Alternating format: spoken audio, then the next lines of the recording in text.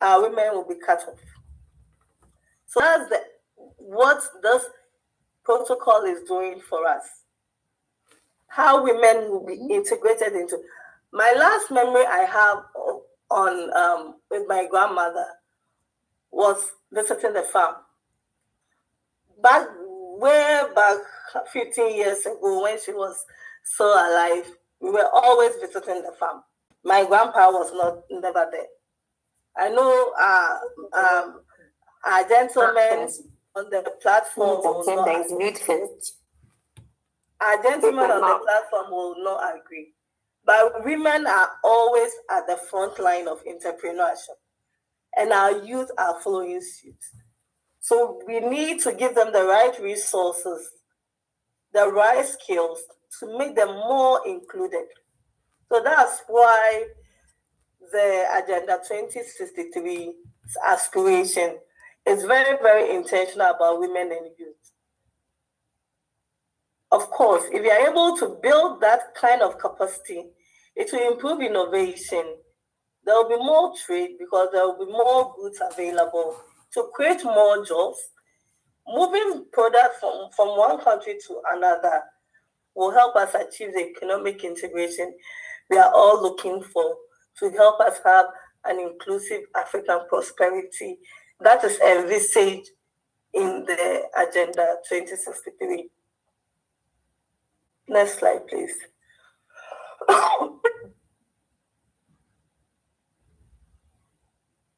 So, of course, all these things comes with its own challenges. Sometimes ideas come and they are scattered everywhere. Even choosing what to make is a problem. Choosing, if you are in sales, choosing what to sell is a problem because everybody is doing virtually the same thing. But now we've been told that we shouldn't be scared of competition.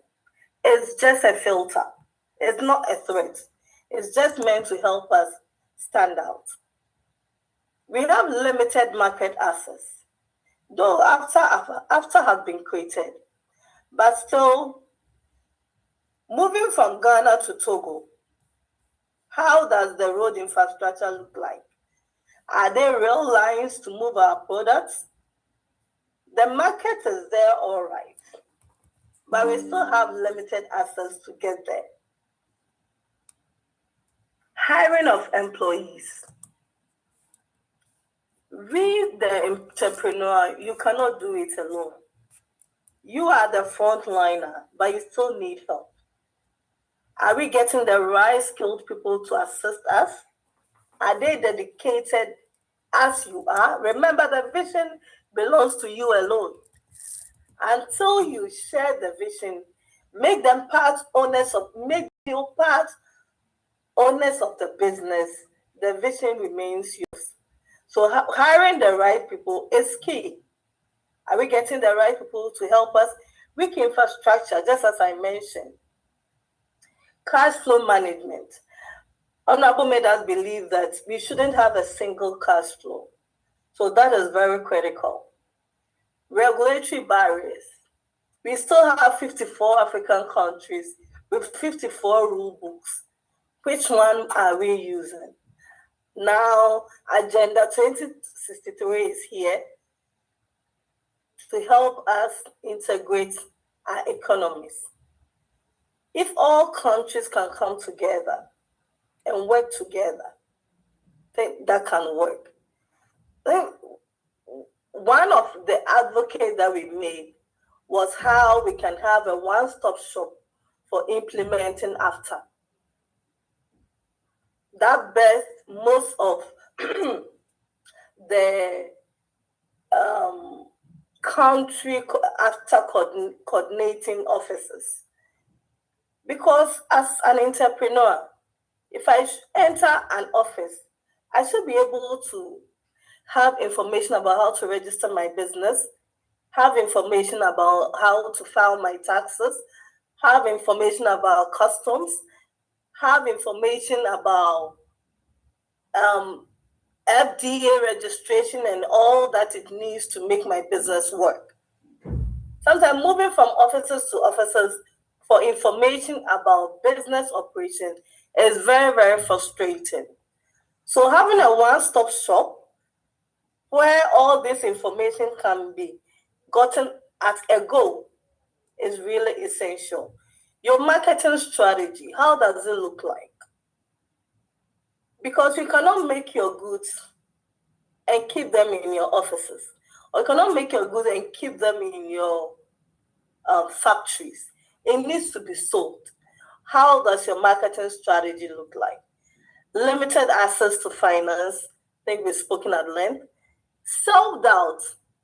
Sometimes you can have a brilliant idea, but will this thing work? Will people buy? Self-doubt. Go out there and do the research. That is the point where you can know whether people will buy your product or not. Market failure, which shouldn't be a deterrent. It should just be a lesson learned for you to move on. Because trust you me, the market may fail you, but you should learn something from it and move to the next level. Next slide, please.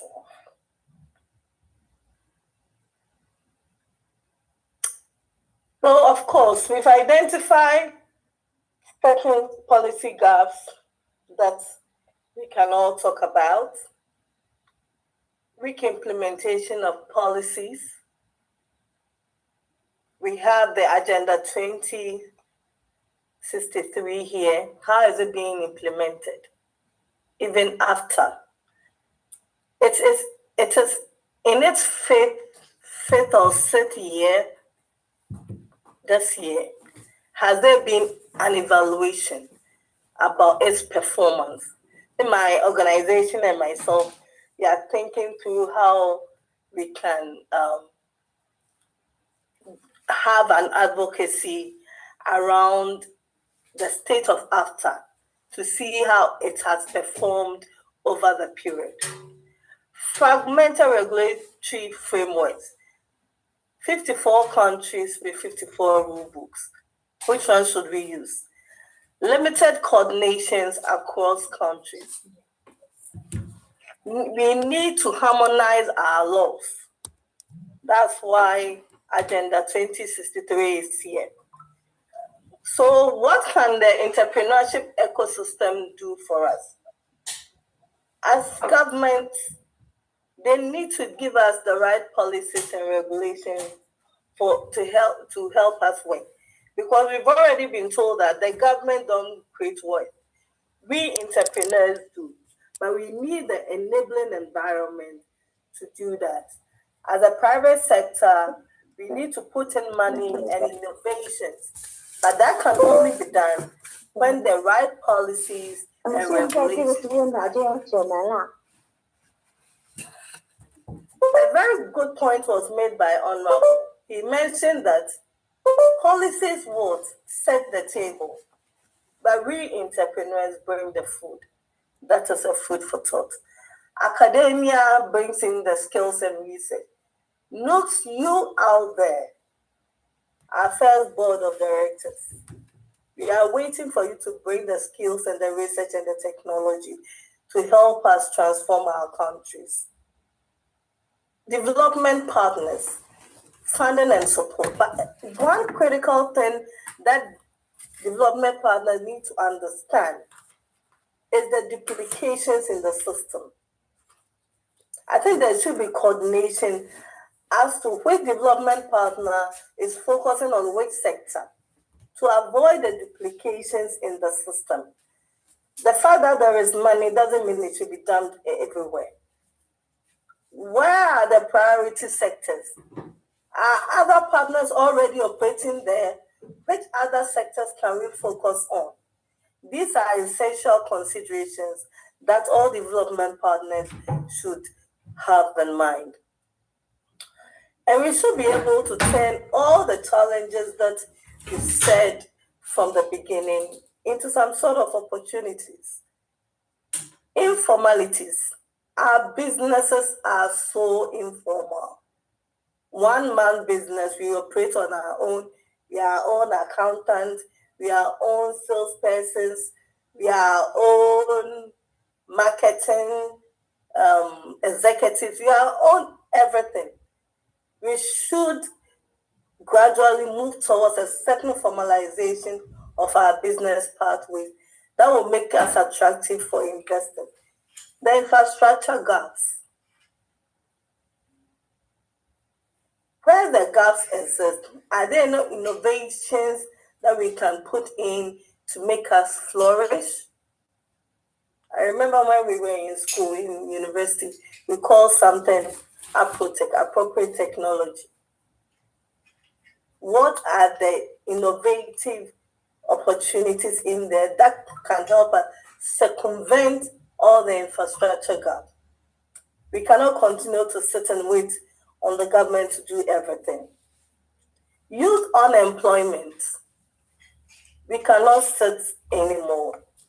Let's turn that spirit into an entrepreneurship group to help ourselves, our nation, and the entire continent. You remember I mentioned us proceeding on green entrepreneurship. I think the time is now. We cannot continue to sit and wait to build our businesses while the environment is being destroyed. It should go hand in hand. That is why we have ESG now, environment, social governance. How are you incorporating all these elements into your business? What are the environmental considerations have you put in place?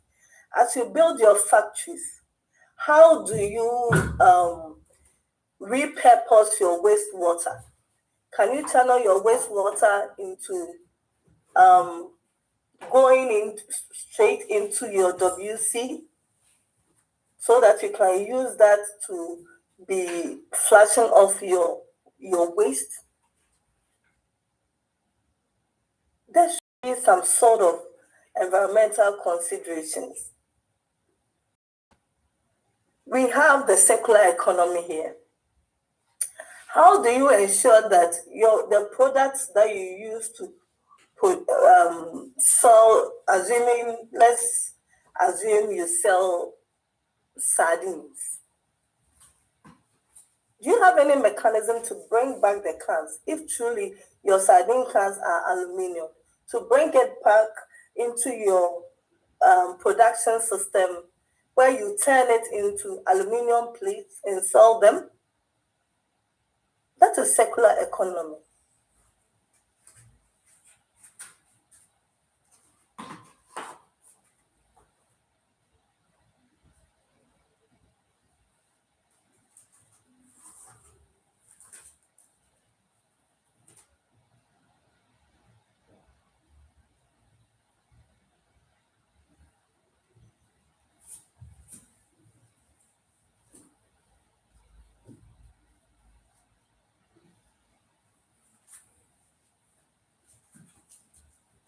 Hello?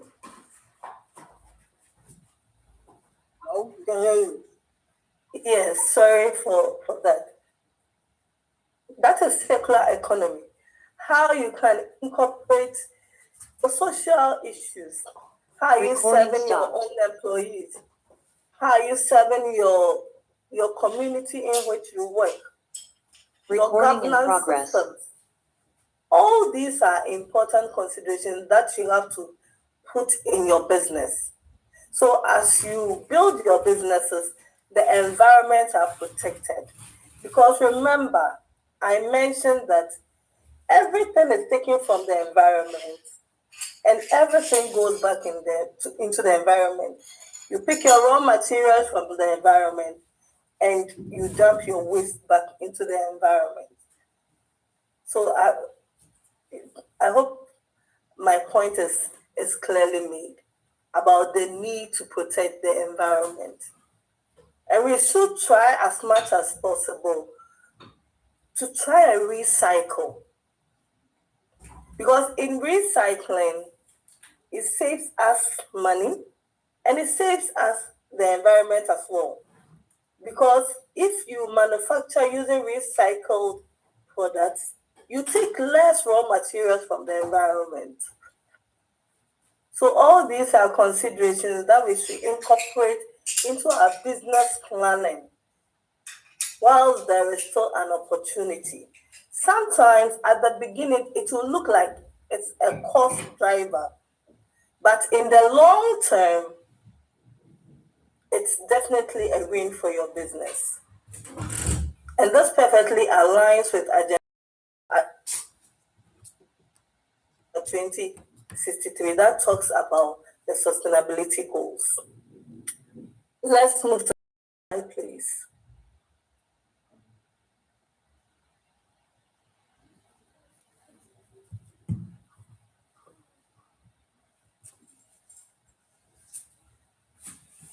Next slide, please. So these are some of the policy considerations that we've made and actions that both governments and entrepreneurs we need to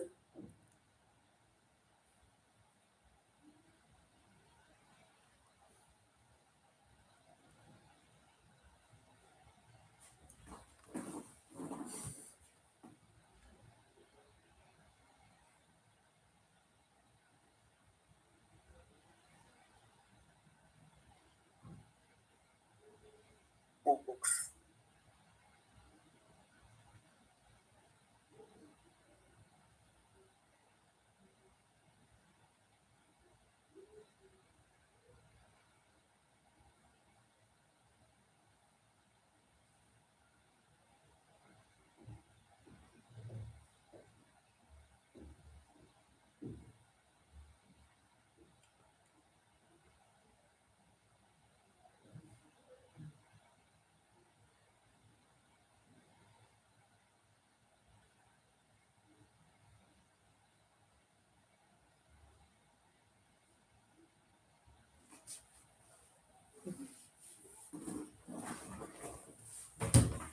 We are still building our digital technology, so please bear with us.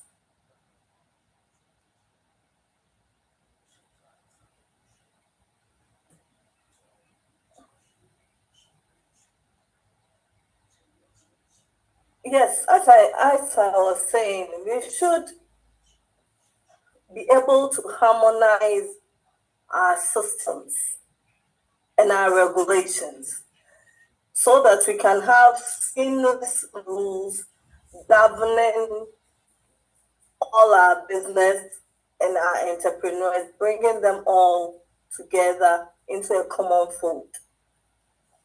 Can I have the screen?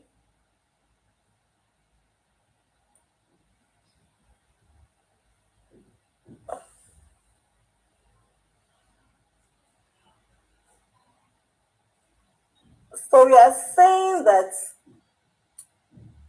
the future for entrepreneurship, as I envisage,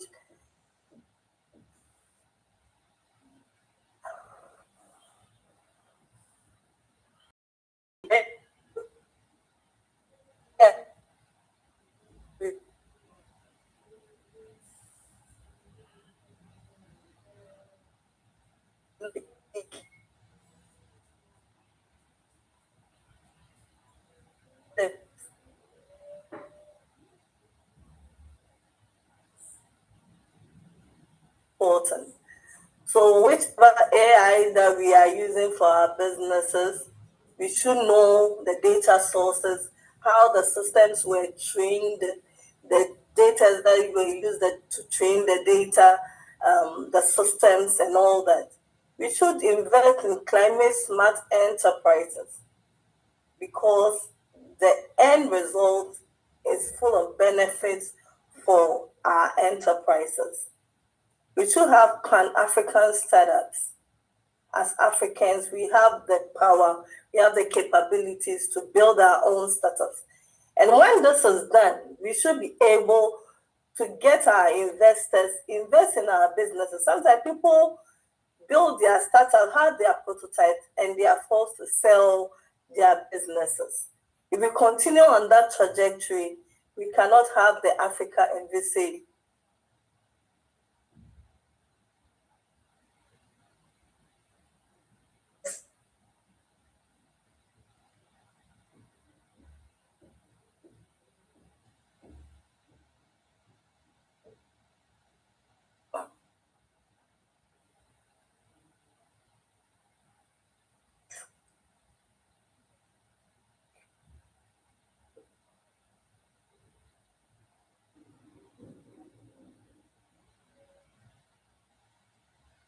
Can you hear me, please?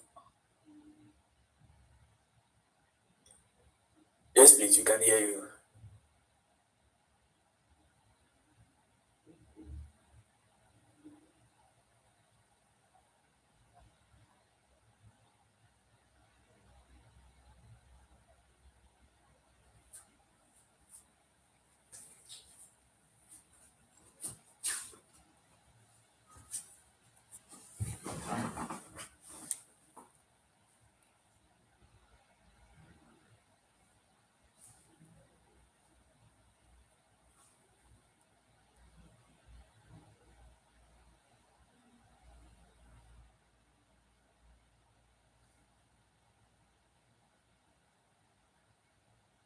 Can you hear me, please?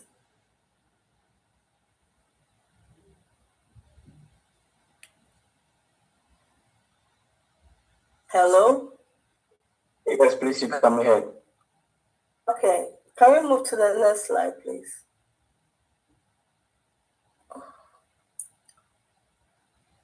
So to conclude our discussion this morning, we are saying that without doubt, entrepreneurship is the driving force that can transform the vision of African Union Agenda 2063 into an inclusive growth, innovation, and sustainable prosperity of Africa.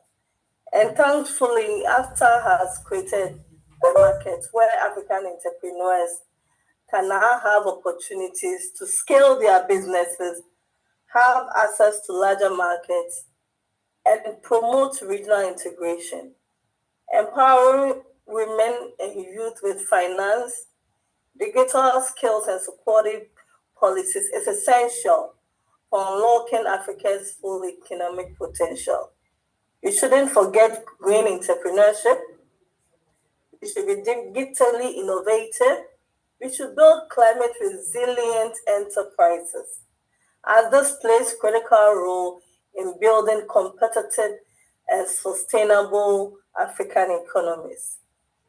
And then ultimately, we are hoping that Africa's future prosperity depends on turning bold ideas into bankable ventures that create jobs, drive entrepreneurship, and advance the Africa we want. Next slide, please. So, I'm ending by saying that the idea that you have, innovation or technology, the community in which you operate, or the market that you envisage can help you start something good, and that will help you build an impactful business. Thank you very much for your attention. Oh, let's show some love. Let's show some love. Let's show some love. Let's show some love. We can indeed do it better. We can indeed do it better. Let's do it better. Let's do it better. Thank you so much, Miss Abena Namesem ESQ. This was, that was a remarkable presentation. In fact, you were enlightening us on entrepreneurship as a catalyst for Africa's economic integration and prosperity. And this has shown us the power of turning ideas into impactful ventures. In fact, your insight on Agenda 2063 inspire us to drive change and unlock Africans' potential. In fact, you even made mention that in your presentation that plans alone do not build themselves. Instead, we have to do something to make sure that those plans comes into fruition. In fact, this is where entrepreneurship and Agenda 2063 comes into play. This presentation has really, in fact, broadened our knowledge on entrepreneurship, because that's the main deal. Thank you so much. Thank you so much for sharing your expertise and passion with us, ma'am. We are really grateful. At this moment, I want to open the platform for questions and answers. In fact, if you have any question, our mother is on the line. You can ask any question that you feel like is bothering your mind during her presentation. So the platform is open. If you can't unmute, you can type in the chat box and we will take it from there. So the platform is open for questions and answers.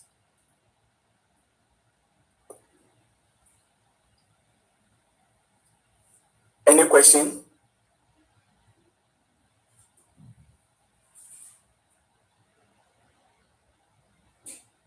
Oh, please, are we there?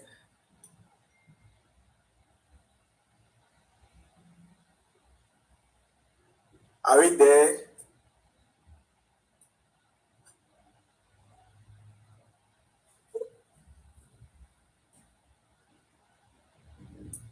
Don't you have any question for our mom? Yes, please. I think some hands are raised. If you could check it out.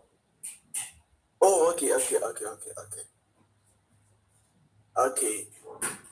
Mr. Peru Samson, please, you can go ahead.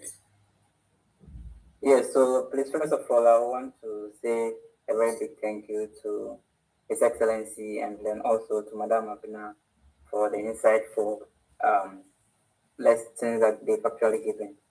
So to Madame Abina, it is actually evident that China is Africa's largest trading partner. Yes, and my records are that, I mean, as of 1st of this month, China extended its tariff, zero tariff to, I mean, 53 countries except Eswatini. That is what I have. And I just wanted to, I mean, as the deputy director after I wanted to know how does after policies intersect with the existing China-African trade, and where is the entrepreneurial opportunity for us in that space? If you could highlight on that, I'll be very grateful. Thank you.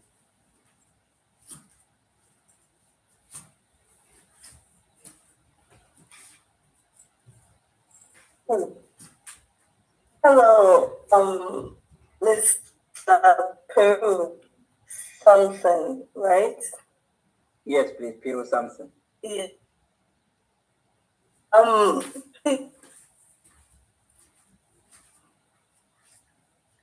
For after. I am the executive, actually volunteer executive director for After Policy Network. We are an NGO, yes, working with